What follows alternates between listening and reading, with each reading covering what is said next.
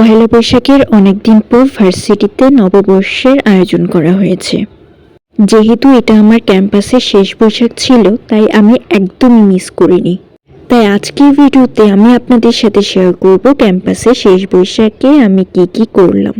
আশা করছি আজকের ভিডিওটা আপনাদের কাছে ভালো লাগবে। আমার ভিডিওগুলো যদি আপনাদের কাছে ভালো লেগে থাকে তাহলে লাইক, কমেন্ট এবং আমার চ্যানেলটি সাবস্ক্রাইব করবেন। আসসালামু আলাইকুম everyone, welcome back to my channel. Academic calendar অনুযায়ী পহেলা বৈশাখের সময় আমাদের মিড টার্ম থাকায় পহেলা বৈশাখের কোনো রকম প্রোগ্রাম ভার্সিটিতে করা হয়নি। তাই মিড শেষে গত 30শে এপ্রিল ভার্সিটিতে বর্ষবরণ উৎসব আয়োজন করা হয়। ভার্সিটিতে পহেলা বৈশাখের অনুষ্ঠানের জন্য আমি বরাবরই খুব এক্সাইটেড থাকি। এটা হচ্ছে 29 তারিখের একটা ভিডিও। যেহেতু সকাল সকাল আমি বেরিয়ে পড়ব, তাই আমি আগের দিন রাতেই সবকিছু গুছিয়ে রাখছিলাম, যাতে সকালে তাড়াহুড়া না করতে হয়। 29 তারিখ সারাদিন বৃষ্টি হওয়ায় ভেবেছিলাম যে 30 তারিখে হয়তো ওয়েদারটা ঠিক ওরকমই থাকবে, কিন্তু লাকিলি সেদিন ওয়েদারটা খুবই ভালো ছিল। সারা রাত বৃষ্টি হলেও সকাল থেকে তেমন কোনো বৃষ্টি ছিল না। সেদিন আমি দু হাতে দুজোড়া কুন্দন চুড়ি দিয়ে পেয়ার আপ করেছিলাম। এক হাতে মাল্টি কালারের চুড়ি ছিল আর এক হাতে পিঙ্ক কালার এবং মাল্টি কালারের কম্বিনেশনে ছিল। ইউনিভার্সিটির বাস দিয়ে যেতে যেতে দেখছিলাম বাস যতই সামনের দিকে এগোচ্ছিল ততই ওয়েদারের ইমপ্রুভ হচ্ছিল, রোদও উঠছিল। সকালের ফাঁকা যাত্রাবাড়ি ফ্লাইওভারটা দেখতে খুবই ভালো লাগে। ওয়েদার ভালো থাকলে তো কথাই নেই। তারপর ভার্সিটিতে পৌঁছে প্রথমে চোখে পড়লো এই আলপনাগুলোর দিকে। গত 25 তারিখ ভার্সিটিতে আলপনা উৎসব ছিল। উৎসবটা সন্ধ্যায় করায় আমি অ্যাটেন্ড করতে পারিনি। দুর্ভাগ্যবশত আলপনা করার পরের দিনই বৃষ্টির কারণে আলপনা ধুয়ে চলে গিয়েছিল। বৈশাখের অনুষ্ঠানের দিন গিয়ে দেখলাম ওই আলপনাগুলোর উপরে আবার রঙের প্রলেপ দেওয়া হয়েছিল। আলপনাগুলো এক কথায় অসাধারণ ছিল। আমরা যেহেতু সকাল সকাল ভার্সিটিতে চলে গিয়েছিলাম, গিয়ে দেখি তখন স্টলগুলো শুরু হয়নি। তো আমার ফ্রেন্ড এখানে গিয়ে সাথে সাথে একটা জিনিস কিনে ফেলেছিল। এখানে রিজনেবল প্রাইসের মধ্যে খুবই সুন্দর সুন্দর জিনিস ছিল। আমিও ঘুরে ঘুরে দেখছিলাম কিছু কেনা যায় কিনা, কিন্তু আমি কিছুই কিনতে পারিনি। তারপর এখানে দেখলাম অনেকগুলো কানের জিনিস ওরা ঝুলিয়ে রেখেছে। এখানে বিভিন্ন ধরনের কানের জিনিস ছিল। তারপর আমি চলে গেলাম আমার সেদিনের ছবি তোলার পালা শুরু করতে। প্রথমে আলপনাগুলোর উপরে দাঁড়িয়ে ছবি তুলে নিচ্ছিলাম। আর সেদিন আমাদের বর্ষবরণ প্রোগ্রামের স্পন্সর ছিল স্কিনো। স্কিনো হচ্ছে বাংলাদেশের একটি কসমেটিক ব্র্যান্ড। তারা ভালো মানের স্কিন কেয়ার প্রোডাক্ট সেল করে। আমাদের এই প্রোগ্রামটা গ্রাউন্ড ফ্লোরে হওয়ার কথা ছিল, কিন্তু বৃষ্টির আশঙ্কা থাকায় এটি হল রুমে করা হয়েছে। হল রুমটা হচ্ছে 9th ফ্লোরে। তো আমি যেহেতু তাড়াতাড়ি চলে গিয়েছিলাম, তাই ভাবলাম উপরে গিয়ে একটু ডেকোরেশনটা দেখে আসি, কারণ আমার 10টা থেকে ক্লাস আছে আর প্রোগ্রামও শুরু হবে 10টা থেকে। 10টা থেকে ভিড় হওয়া শুরু হবে, তাই ভাবলাম আগে ভাগে গিয়ে ছবি তুলে আসি, ভিডিও করে আসি। তো যেই কথা সেই কাজ, গিয়ে দেখলাম তখনও খুব বেশি মানুষ আসেনি। যারা কালচারাল ক্লাবের ভলেন্টিয়ার তারাই এসেছে। উপরে দেখলাম অনেক সুন্দর করে সাজিয়েছে, ফানুস দিয়ে সাজিয়েছে, গুড়ি দিয়ে সাজিয়েছে। তারপর দেখলাম অনেকগুলো ফটো বুথ ছিল। এই ফটো বুথগুলো গ্রাম বাংলার ঐতিহ্য ধারণ করছিল। ঘুড়ি ছিল, ডালা ছিল, কুলা ছিল, একতারা ছিল। তারপর এখানে স্কিনের প্রমোশনাল ফটো বুথ ছিল। এই ফটো বুথটা আমার তেমন একটা পছন্দ হয়নি, খুব একটা সুন্দর ছিল না। এর পিছনে দেখলাম একটা সুন্দরী দাঁড়িয়ে আছে। এটা মূলত স্টেজের জন্য করা হয়েছিল। একটু পর সেটা স্টেজে নিয়ে গিয়েছিল। এখানে ক্লাবগুলোর লোগো দেওয়া ছিল। কালচারাল ক্লাবের ছিল, মুভি অ্যান্ড ড্রামা ক্লাবের ছিল, বাংলা সাহিত্য ক্লাবের ছিল, ভার্সিটির লোগো ছিল, তারপর বৈশাখের লোগো ছিল, স্কেনের লোগো ছিল। এই প্রোগ্রামটা আমাদের ভার্সিটির কেন্দ্রীয় প্রোগ্রাম ছিল। ভার্সিটির অথরিটি এবং ক্লাবগুলো মিলে এই প্রোগ্রামটা আয়োজন করেছিল। তারপর আমি চলে গিয়েছিলাম ফটো বুথে ছবি তুলতে। এই যে ভলেন্টিয়াররাই আমাকে এতক্ষণ ছবি ভিডিও করে দিচ্ছিল, তাই ভাবলাম এবার আমি একটু ওদের ভিডিও করি। তারপর আমি আবার চলে গেলাম সুন্দরীর সাথে ছবি তুলতে। ছবি তোলা শেষ করে আমি চলে গিয়েছিলাম ক্লাস করতে। ক্লাস শুরু হয়ে গিয়েছিল। যত অনুষ্ঠান থাকুক আমি ক্লাস মিস দিই না। ক্লাস শেষ করে আমি আবার দৌড়ে চলে গেলাম মাল্টিপারপাস হলে। সেখানে গিয়ে আমি বসতে না বসতেই প্রোগ্রাম শুরু হয়ে গিয়েছিল। খুবই ভালো লাগছিল। এই যে আমাদের প্রধান অতিথি অভিনেতা ফারুক আহমেদ স্যার, এর সাথে আমি একটু কথা বলার সুযোগ পেয়েছিলাম, খুবই ভালো লাগছিল। স্যার আমাকে আমার নাম জিজ্ঞেস করেছিল। তারপর স্যারকে ফুল আর ড্রেস দিয়ে সম্মান প্রদান করা হয়েছিল। সম্মাননা দেওয়া শেষ করে শুরু হয়ে গিয়েছিল বৈশাখীর সব থেকে জনপ্রিয় গান এসো হে বৈশাখ। তারপর আমাদের ভার্সিটির এই উপজাতি মেয়েটা খুবই ভালো নাচে। ওর নাচ এর আগেও আমি অনেকবার দেখেছি এবং প্রায় সময় দেখি ও ভালো ভালো জায়গায় পুরস্কারও পায়। কিন্তু আমার খুবই বিরক্ত লাগছিল এই কালারিং লাইটগুলোর জন্য। এই লাইটগুলোর জন্য ওর নাচটা ভালো করে দেখাও যাচ্ছিল না। এই নাটকটা আমার খুবই ভালো লেগেছে কারণ এটা খুবই শিক্ষণীয় ছিল। এই নাটকটির মাধ্যমে বাংলা সংস্কৃতিকে আধুনিক যুগের শিশুদের মাঝে পরিচয় করিয়ে দেওয়ার প্রয়োজনীয়তা তুলে ধরা হয়েছে। লোকাবাইট লোকাবাইট মানে কি?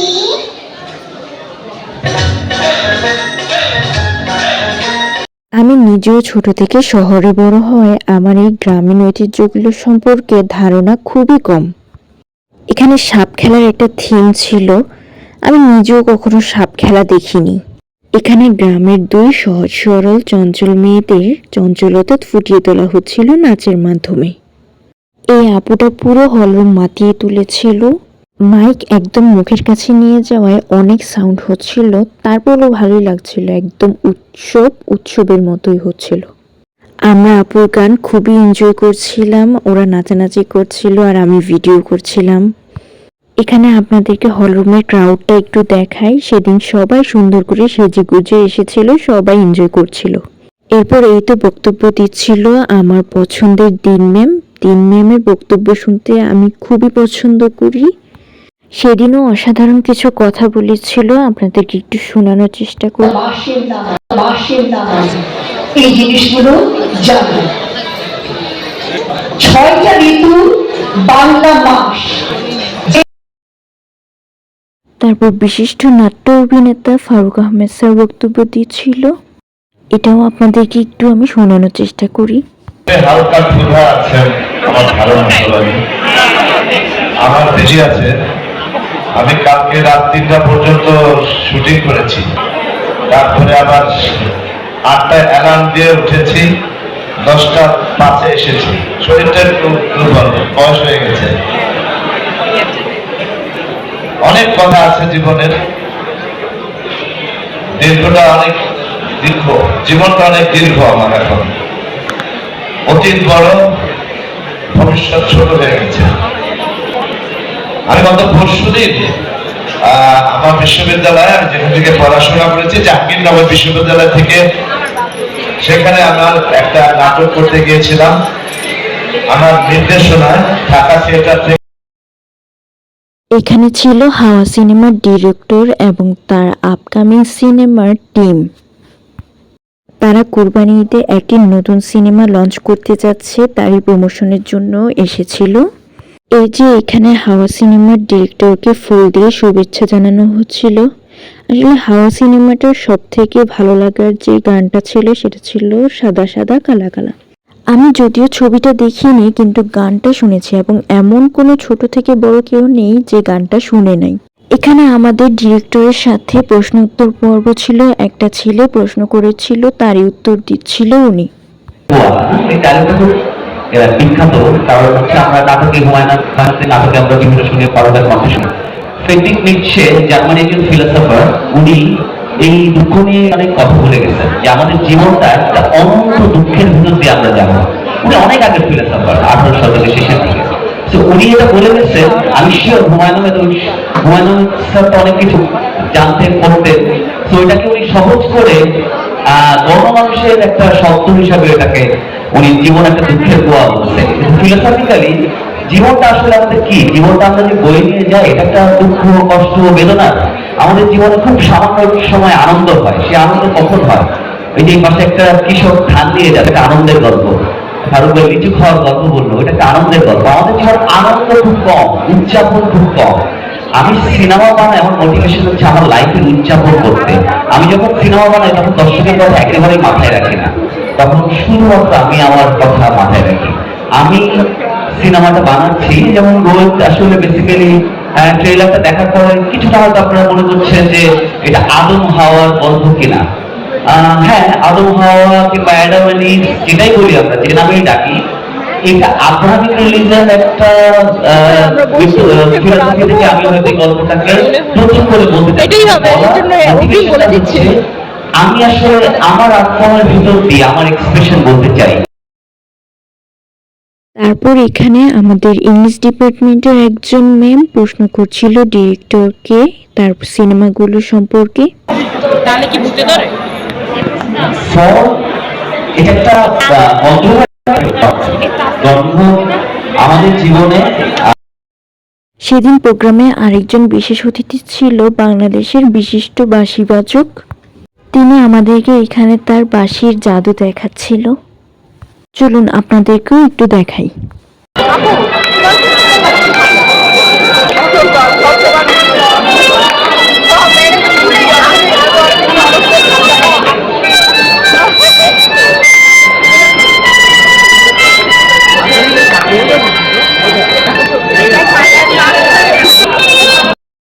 এই যে আমার পাশে আমার দুই সুন্দরী জুনিয়র বসেছিল, পিছনেও ছিল তিনজন।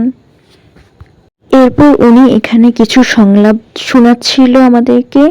এমন সংলাপ এর আগে কখনো আমি শুনিনি, সেদিনই প্রথম ছিল।